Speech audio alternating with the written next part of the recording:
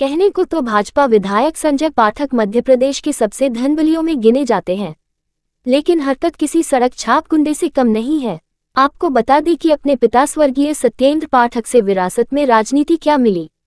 उसी राजनीति की आड़ में अवैध कारोबार का बाजार सजाकर पूंजीपति क्या बन बैठे, खुद को समझ बैठे खुदा। लेकिन अब आलम ये है कि खुदा ही जाने होगा तेरा अंजाम क्या।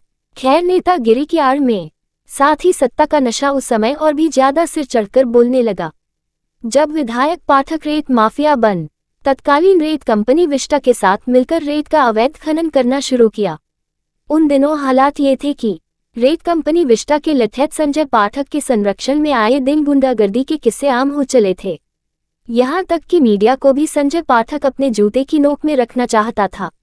हालांकि कहीं ना कहीं स्थानीय मीडिया को डर तो था कि कहीं पाठक कुछ गलत ना कर दे, जिसकी एवज में संजय पाठक के रेत के अवैध खनन की खबरें खुलकर प्रकाशित नहीं होती थी। आपको बता दें कि भाजपा विधायक संजय पाठक के अवैध रेत खनन पर अंकुश लगा पाने में जिला प्रशासन भी निकम्मा हो चला था, जिसकी वजह से संजय पाठक के दम पर तत्कालीन विस्टा रेत कंपनी नदी के अंदर बड़ी बड़ी मशीनों के द्वारा नदियों की छाती चीरकर रेत का दोहन किया गया और टैक्स चोरी करते हुए सरकार को भी जमकर चूना लगाया गया। आपको बता दें कि भाजपा विधायक संजय पाठक के काले कारनामे से तंग आकर आखिरकार विजयराघवगढ़ के कांग्रेस नेता इंजीनियर नीरज सिंह बघेल ने मोर्चा खोलते हुए एक प्रेस वार्ता में संजय पाठक की पोल खोलकर रख दी थी, जिसकी खबर चलाए जाने के बाद संजय पाठक सड़क छाप गुंडा टाइप हरकत कर गुजरा, पत्रकार का अपहरण करवाकर, जिसके बाद शुरू हो गया पत्रकार विरुद्ध विधायक संजय पाठक के बीच हाथी और चींटी जैसी जंग। आलम ये हुआ कि चींटी अब तक हाथी की नाक में घुसकर तांडव मचाए हुए है, साथ ही अपने आप को सब कुछ समझने की गलतफहमी पाले हाथी रूपी संजय पाठक के बहुत बड़े व्यापारी महेंद्र गोयनका जैसे, जो कभी अपने और करीबी हुआ करते थे, कान खींचने में लग गए। आपको बताते चले कि जब संजय पाठक का पेट रेत की अवैध कमाई से खाली रह गया तो वह रेत के बाद चल पड़ा भूमाफिया की डगर में और शुरू कर दिया गरीबों के हक में डाका डालने का काम। गौरतलब है कि इन दिनों सहारा समूह और भाजपा विधायक संजय पाठक हर न्यूज चैनल और अखबार की सुर्खियां बना हुआ है। हालांकि सरकारी जमीनों पर अवैध कब्जा करना संजय पाठक की पुरानी आदत में बेशुमार है, लेकिन सहारा समूह की जमीन को औने पौने दाम में खरीदकर मध्य प्रदेश का सबसे बड़ा भूमाफिया बन सारे माफियाओं को दरकिनार कर दिया, जिसकी चर्चा कटनी से लेकर मध्य प्रदेश और अन्य राज्यों में भी सुर्खियां बटोर रही है। आपको बताते चले कि सबसे बड़ा खुलासा संजय पाठक के भूमाफिया होने की कहानी उसी का करीबी रहे महेंद्र गोयनका ने खोलना शुरू कर दिया। महेंद्र गोयनका मीडिया के सामने बता रहे हैं कि सहारा की 1000 करोड़ की जमीन 90 करोड़ में खरीदकर 910 करोड़ रुपए हजम करने की कहानी अपनी जुबानी मीडिया में आकर खुलकर बता रहे हैं, लेकिन अब तक संजय पाठक ने एक बार भी मीडिया का सामना करने की हिम्मत नहीं कर पाए। संजय पाठक का मीडिया से छुपे रहने पर एक गाना जहन में आ रहा है, जरा सामने तो आओ छलिए, छुप छुप छलने में क्या राज है। खैर, संजय पाठक में मैं होने का जो गुमान घर कर गया है, शायद अब उस बात का एहसास होने लगा होगा कि शेर को सवा शेर मिल ही जाता है। लेकिन यहाँ तो अब अपने आप को शेर समझने वाले संजय के सामने एक से ज्यादा चुनौती देते हुए सवा शेर नजर आ रहे हैं। एक कहावत इस मिट्टी के शेर पर एकदम सटीक बैठती है, जब तक ऊंट पहाड़ के नीचे नहीं आता उसे गुमान रहता है कि उससे ऊंचा कोई नहीं है, लेकिन अब ऊंट को अपने कद का एहसास होने लगा होगा। एक बात तो साफ है, मान सम्मान और इज्जत किसी को डरा के हासिल नहीं की जाती, उसके लिए अहंकार को मारना पड़ता है।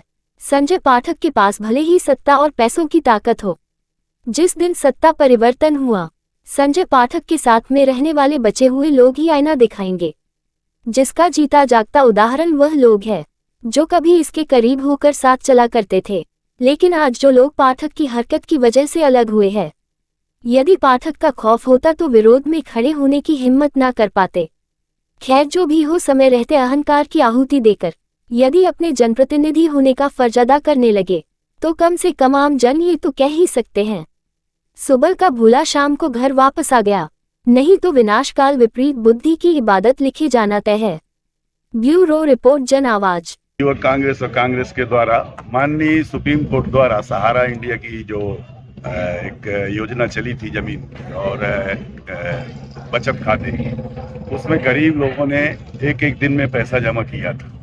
इसके बाद माननीय सुप्रीम कोर्ट ने तय किया था कि इनकी जो भी संपत्ति है उसको नीलाम करके और उनको जो खाता धारक है, जो निवेशक है, उनको पैसा वापस दिया जाए। लेकिन हमारे बिजरावगढ़ विधायक संजय पाठक जी ने मिल के, उनके कुछ आदमी ने, जो अभी आपने भोपाल में देखा होगा जो रेड पड़ी ईडी और इनकम टैक्स की, जिसमें कुंटलों सोना और चांदी मिला है और जमीनों की खुर्द-बांट जो हुई है षड्यंत्र करके, जिसमें से पहले शिवराज जी, फिर इसके बाद अभी पासवान सरकार, निश्चित रूप से विधायक ही मजबूत विधायक रहे हैं, सबसे धन्नासेठ विधायक हैं मध्य प्रदेश के।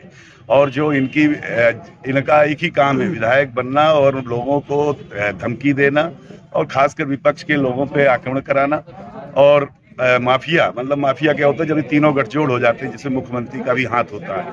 और इन लोगों ने पूरे सहारा की जमीन, करोड़ों की, अरबों की जमीन इनने मोल माटी ले लिया और उसमें ये लोग धन्नासेठ बन रहे हैं। ये जमीन कहाँ पर है और किस भाव में? सहारा की कई जगह है मध्य प्रदेश में। अभी तो ये पहली जांच आई है कि जो केवल सहारा इंडिया की जो जमीन, केवल अभी भोपाल वाली बात आई है जो रजिस्ट्री पकड़ी गई है।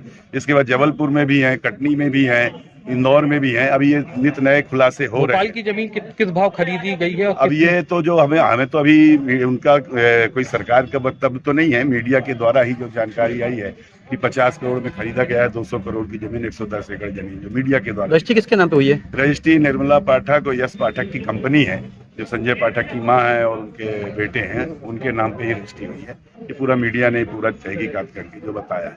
हम लोगों की मांग है कि ये पिछली बार भी हवाला कांड में इनका नाम आया था, अभी ये सट्टा सटोरिया में भी नाम आया, पर चूंकि ये रसूख के चलते, चूंकि सत्ताधारी पार्टी के विधायक हैं, तो इनकी जांच नहीं हो पाती है। पिछली बार भी यहाँ देखा होगा कि तमाम एसपी कलेक्टर गौरव तिवारी को रातों रात इनने किस तरह किया है। वो जाके भोपाल में, दिल्ली में नाटक किए कि मेरा कैरियर खत्म हो जाएगा, इससे मुझे बचा लिया जाए, रोया गाया, सब कर्म हो गए, लेकिन कैसे भी चलिए वो एक एपिसोड से निकले।